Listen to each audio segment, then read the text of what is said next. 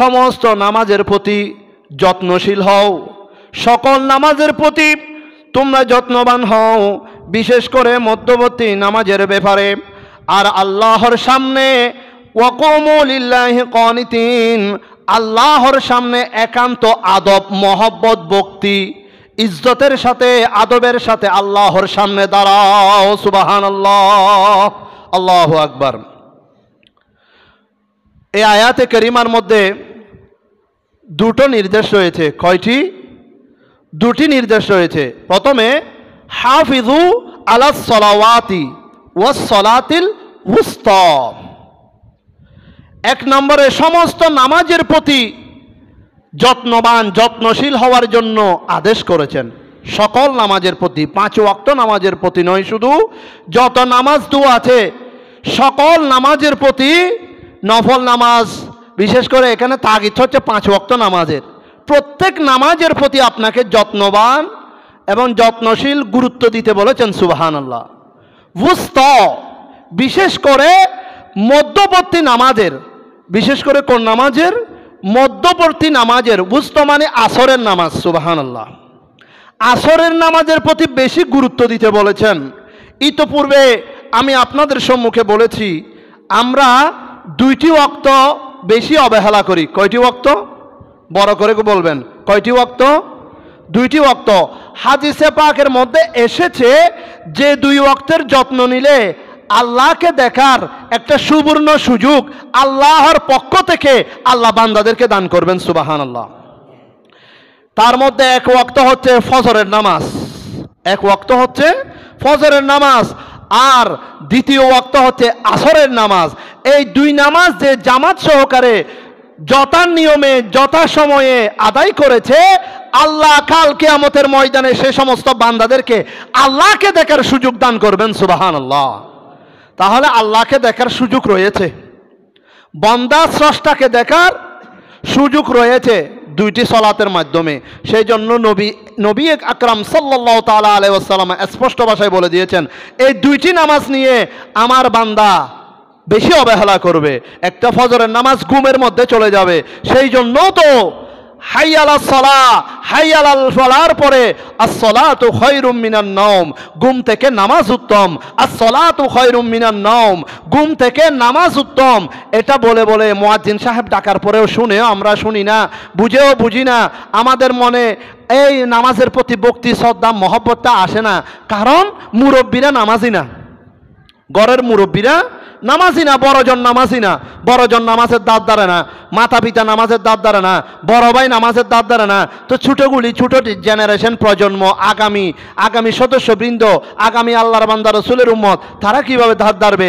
তার দাদাকে যদি সকালে নামাজ পড়তে দেখে, নানাকে যদি সকালে নামাজ পড়তে দেখে, নানা নানি দাদা দাদিকে, মা বাবাকে যদি সকালে নামাজ পড়তে দেখে, অবশ্যই অবশ্যই নিশ্চয় সে ঘরের ছোট সদস্য পর্যন্ত ছোটবেলা থেকে নামাজের প্রশিক্ষণ পাবে, নামাজমুখী হবে, নামাজকে ভালোবাসবে, নামাজ ছাড়া জীবনের কোনো কিছু কল্পনাই করতে পারবে না। সুবহানাল্লাহ, আল্লাহু আকবার। আমাদেরকে সেরকম নামাজের পরিবেশ দেওয়ার জন্য সকল মা বাবাদেরকে, দাদা দাদি, নানা নানিদেরকে, বড় ভাইদেরকে আল্লাহ তৌফিক দান করুক, আমিন। দেখুন, আমার একজন মুরব্বীর সাথে আমি কিছুক্ষণ আগে কথা বলে জানতে পারলাম বিদেশ থেকে বউকে ফজরের নামাজ পড়ার জন্য ডেকে দিচ্ছেন। আলহামদুলিল্লাহ, এটা কত বড় সৌভাগ্যের কথা। বিদেশ থেকে, প্রবাস থেকে নিজের সহধর্মিণী স্ত্রী যে 5 ওয়াক্ত নামাজ পড়লে জামাইয়ের হায়াত, স্বামীর হায়াত বেড়ে যাবে, রিজি রোজগারের মধ্যে, রিজিকের মধ্যে বরকত হবে, বালা মুসিবত কেটে যাবে, মুশকিলাত থেকে আল্লাহ আসানি দান করবেন এবং তার ঘরকে সুজলা সুফলা করবেন এবং তাদেরকে নেককার ফরহেজগার আওলাদ দান করবেন। সুবহানাল্লাহ। এটা তো আমরা সবাই চাই কি চাই না? এগুলি আমরা সবাই চাই, তবে কাজের বেলায় নাই। সবাই কামনা করি, তবে আমরা কেউ চেষ্টা করি না আল্লাহ এবং রসুলকে রাজি করার।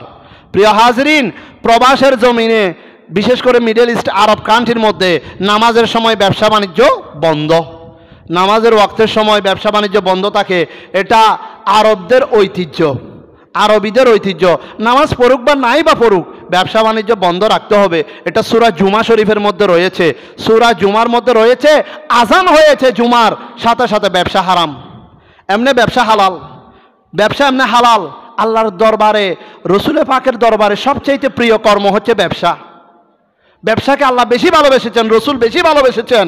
ব্যবসার মধ্যে 99 ভাগ বরকত, 99 ভাগ বরকত ব্যবসার মধ্যে। তারপর আমরা চাকরির পেছনে ছুটি সামর্থ্যের অভাবে, কেউ ইচ্ছাকৃতভাবে অলস পড়ে থাকে, অলসতা করে, পুঁজি আছে, ধন আছে, দৌলত আছে, ব্যবসার দিকে ছুটে না, উদ্যোক্তা হয় না, ওই ফরেজ চাকরি করার জন্য। এটা ভুল ধারণা, ভুল ধারণা। ছেলেদেরকে বাস্তবমুখী প্রশিক্ষণ দিবেন, ব্যবসায়ী হওয়ার জন্য উৎসাহিত করবেন। ব্যবসায়ী হলে নিজের মা বাবার খেদমত করতে পারবে, দিন ইসলামের খেদমত করতে পারবে, হকদারের হক আদায় করতে পারবে, পাড়া প্রতিবেশী এলাকাবাসীদের ক্ষেত্রে সেবামূলক প্রতিষ্ঠান দিতে পারবে, গুরুজনের, ছোটদের, অসহায়দের, দুস্থ এতিম মিসকিনদের সেবা করতে পারবে ব্যবসায়ীরা। চাকরিজীবী নয়। চাকরিজীবী নিজের চাকরির টাকা দিয়ে নিজের সংসার চলাতে কষ্ট হয়ে যায়, নিজের সংসারের হাল ধরতে কষ্ট হয়ে যায়, ছেলে মেলে বড় করতে, সুশিক্ষা দিতে কষ্ট হয়ে যায়। যদিও বা ঘুষের চাকরি হয়, এটা ভিন্ন বিষয়।